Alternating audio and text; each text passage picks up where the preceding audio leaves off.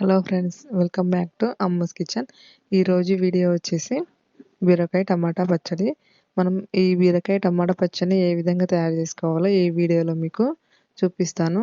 మనం ఎంతో ఈజీగా టేస్టీగా తక్కువ టైంలో మనం ఈ బీరకాయ పచ్చడిని ఎంతో టేస్టీగా ప్రిపేర్ చేసుకోవచ్చు. మనకి వేడి వేడి అన్నంలో కూడా చాలా రుచిగా ఉంటుంది.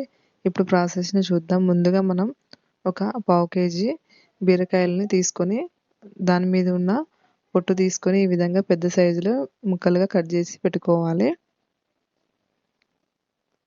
అలాగే ఒక చిన్న నిమ్మకాయ సైజ్ అంత చింతపండు నానబెట్టుకోవాలి నీళ్ళు పోసి. ఒక పెద్ద సైజు టమాటా ముక్కలు కట్ చేసి పెట్టుకోవాలి. ఇప్పుడు స్టవ్ ఆన్ చేసుకొని ప్యాన్ పెట్టుకొని అందులో ఒక 2 స్పూన్ల ఆయిల్ వేసుకొని, ఒక స్పూన్ ధనియాలు వేసుకోవాలి, ఒక 2 స్పూన్ల పల్లీలు, ఒక స్పూన్ జీలకర్ర వేసుకొని వాటిని మంట లో ఫ్లేమ్లో పెట్టుకొని నిదానంగా వేయించుకోవాలి. అలాగే ఒక 5-6 పచ్చిమిర్చి కారంని బట్టి మనం వేసుకోవాలి. వేసుకొని పచ్చిమిర్చిని వేయించుకోవాలి. ఇప్పుడు వాటిని ఒక మిక్సీ జార్లో వేసుకోవాలి.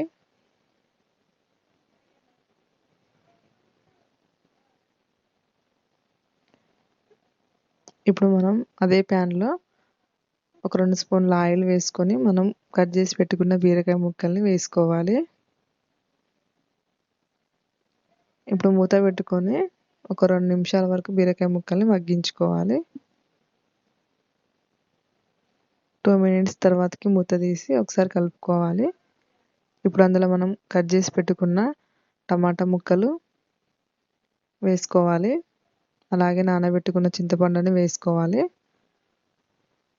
వేసి ఒకసారి కలుపుకొని ఇప్పుడు అందులో ఒక స్పూన్ సాల్ట్ వేసుకోవాలి. అలాగే ఒక పావు స్పూన్ పసుపు వేసుకొని బీరకాయ టమాటా ముక్కల్ని ఉడికించుకోవాలి. మంట మిడిల్ ఫ్లేమ్లో పెట్టుకొని నిదానంగా వాటిని మనం ఉడికించుకోవాలి. ఇప్పుడు అందులో కొత్తిమీర కాడలతో సహా వేసుకొని మూత పెట్టుకొని ఒక 2 మినిట్స్ వరకు వాటిని మనం ఉడికించుకోవాలి.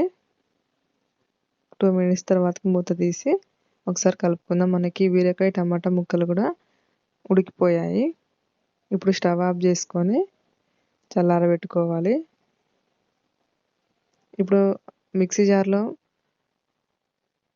ఒక 4-5 ఎల్లిపాయలు వేసుకోవాలి. మనం ఇంతాక సాల్ట్ వేసుకున్నాం కదా బీరకాయ ముక్కలలో. ఇప్పుడు అందులో కొంచెం సాల్ట్ వేసుకొని ఈ విధంగా మనం గ్రైండ్ చేసుకోవాలి పచ్చిమిర్చిని. ఇప్పుడు మనం ఉడికించి పెట్టుకున్న బీరకాయ టమాటా ముక్కల్ని అందులో వేసుకోవాలి. వేసుకొని మరీ మెత్తగా కాకుండా కొంచెం కచ్చాపచ్చాగా గ్రైండ్ చేసుకోవాలి. ఈ విధంగా గ్రైండ్ చేసుకోవాలి. ఇప్పుడు మనం తాలింపు వేసుకుందాము ఈ పచ్చడిని. స్టవ్ ఆన్ చేసుకొని ప్యాన్ పెట్టుకొని అందులో ఒక 2 స్పూన్ల ఆయిల్ వేసుకోవాలి.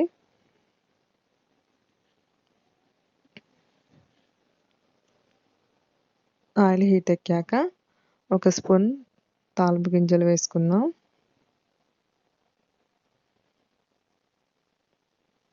అలాగే ఒక స్పూన్ జీలకర్ర వేసుకోవాలి. ఒక 2 ఎండుమిర్చి వేసుకోవాలి.